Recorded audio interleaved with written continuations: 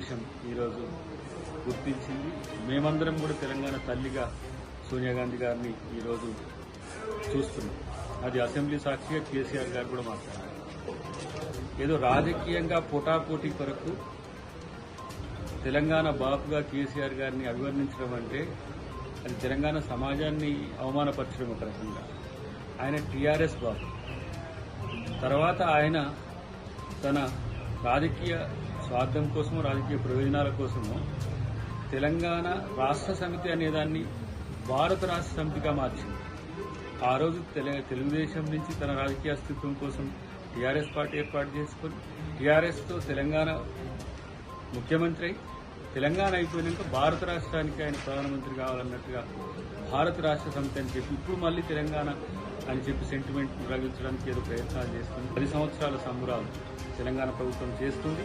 ప్రతిపక్షాలను, ప్రజా సంఘాలను, ఉద్యమకారులను, విద్యార్థులను అందరినీ గౌరవించే ఒక కార్యక్రమం తెలంగాణ ప్రభుత్వం చేస్తుంది. కాబట్టి దాంట్లో అందరూ పాల్గొని తెలంగాణ సమాజపు లక్ష్యాలను, ఆకాంక్షలు నెరవేర్చేదానికి సహకరించాలని కోరుతున్నాను.